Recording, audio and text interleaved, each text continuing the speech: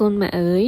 កូនដឹងអត់ថាកូនសំណាងខ្លាំងណាស់ដែលបានប្រៀបកក់ក្ដៅពីប៉ានឹងម៉ែកើតមកមានវ័យគ្រប់យ៉ាងទោះជាមានរឿងអីកើតឡើងក៏ម៉ាក់ត្រូវតែការពារកូនដែរកូនសំណាងដែលកើតមកទទួលបានក្តីស្រឡាញ់សំខាន់កូនស្លូតអត់ដែលធ្វើឲ្យម៉ាក់ពិបាកអត់ពិបាកលួងអត់កាចអត់ចេះហៅខុសរបៀបម៉ាក់សរសើរខ្លួនឯងដែលម៉ាក់អាចមើលថែកូនបានយ៉ាងល្អពេលដែលម៉ាក់ឃើញកូនពោពេញនឹងក្តីស្រឡាញ់ភាពកក់ក្ដៅមានគ្រប់សពសឹងតែមិនខ្វះបែរត្រឡប់ទៅមើលក្មេងដែលត្រូវគេបោះបង់ចោលជាពិសេសគឺម្ដាយចិត្តខ្មៅដែលបង្កើតកូនហើយយកកូនទៅបោះចោលឲ្យគ្នាដេកស្លាប់ឡើងអណោធមព្រោះពេលដែលម៉ាក់ឃើញវីដេអូបែបហ្នឹងគឺម៉ាក់ស្រកទឹកភ្នែកមិនគួរណាយកជីវិតក្មេងៗទាំងអស់ហ្នឹងទៅកាត់ចំខុសម្ដាយក្មេងមិនអាចរើឪពុកម្ដាយបានទេតែយើងជាឪពុកម្ដាយមានសិទ្ធិនៅក្នុងការបង្កើតកូនបើយើងគ្មានសមត្ថភាពនៅក្នុងការចិញ្ចឹមកូនមិនចង់បានកូនហេតុអីក៏មិនប្រើវិធីវិជាកណ្ដាលហេតុអីបង្កើតគ្នាហើយបោះបង់គ្នាចោលដោយសត្វធាតុបើគ្មានលទ្ធភាពចិញ្ចឹមគ្នាអត់ខ្វះអ្នកដែលចង់បានកូនមានច្រើនហេតុអីក៏មិនស្វែងរកអ្នកដទៃឲ្យគេចិញ្ចឹមសូមផ្ដាំទៅម្ដាយគ្រប់រូបបើគ្មានលទ្ធភាពចិញ្ចឹមកូនទេទប់តណ្ហាខ្លួនឯងឲ្យជាប់កុំភ្លើដល់ថ្នាក់ហ្នឹង